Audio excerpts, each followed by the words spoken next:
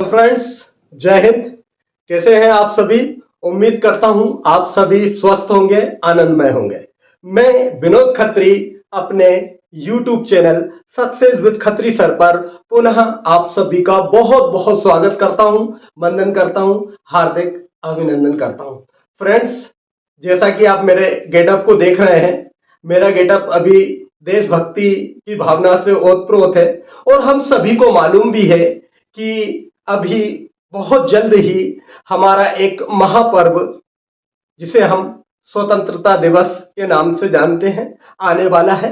सर्वप्रथम आप सभी को स्वतंत्रता दिवस के पावन पर्व की अग्रिम बहुत बहुत बधाई और हार्दिक शुभकामनाएं।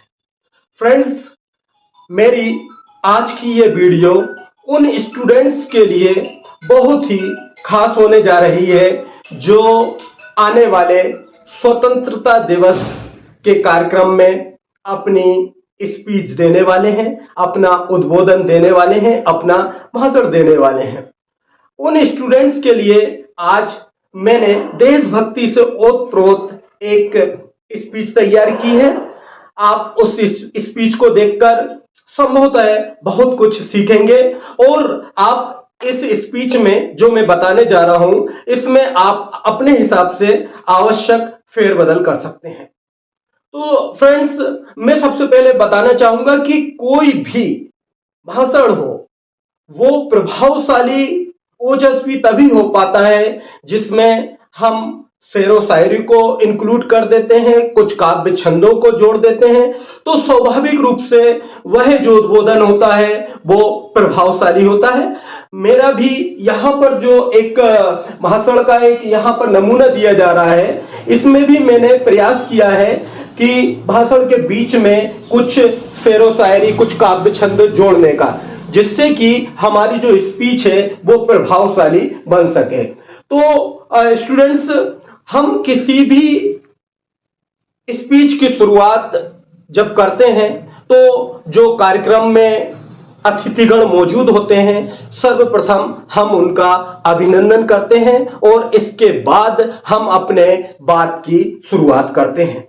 यहां हम देखेंगे, जब हम अपने स्पीच की शुरुआत करेंगे तो वो शुरुआत किस रूप में रहेगी, कैसी रहेगी, वो यहां देखें।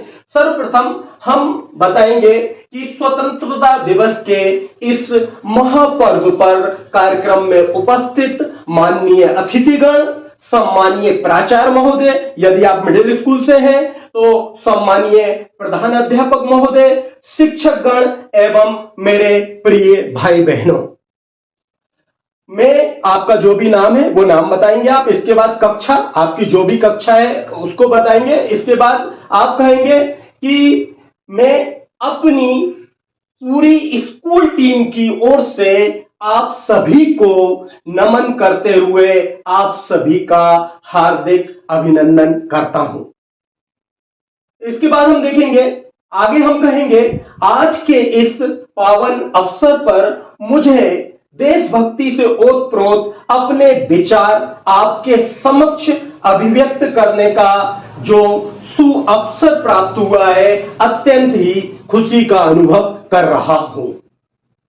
मैं अपने भाषण की शुरुआत देशभक्ति से ओतप्रोत कुछ पंक्तियों से करना चाहूंगा। इसके बाद आप जो है कुछ अपने काव्य छंद कहेंगे, जैसे कि मैंने यहां पर लिखा है, आप अपने हिसाब से दूसरे काव्य छंद भी बोल सकते हैं। मैंने यहां लिखा है कि उत्तर में तुंग हिमालय हो, उत्तर में तुंग हिमालय हो, पावन बहती एक गंगा हो, जन्नत दिखलाए काश्मीर, शिक्षा देता नालंदा हो। हे ईश्वर जन्म दोबारा हो तो भगत सिंह सुखदेव बनूं, बस वतन हो हिंदुस्तान मेरा, हाथों में यही तिरंगा हो, बस वतन हो हिंदुस्तान मेरा, हाथों में यही तिरंगा हो। साथियों, हम अपने भाषण की आगे शुरुआत किस प्रकार से करेंगे वो यहां देखेंगे। यहां पर आगे मैं बता रहा हूं कि स्वतंत्रता दिवस, स्वतंत्रता दिवस यानी गुलामी की जंजीरों से आजाद होने का दिन।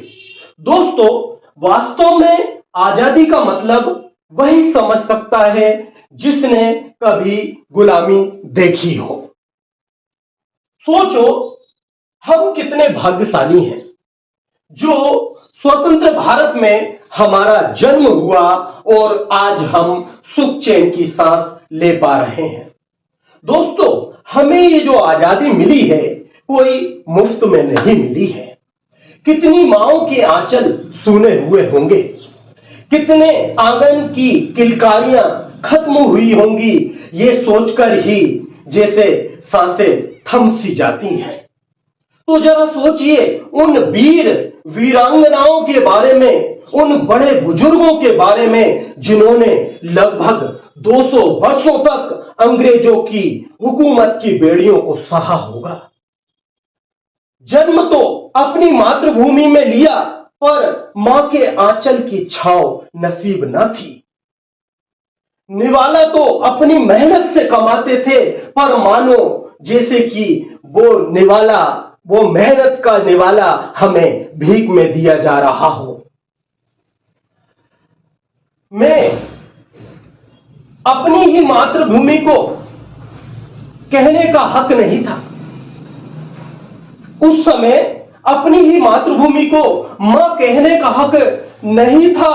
सोचो ये प्रताड़ना कैसे सही होगी।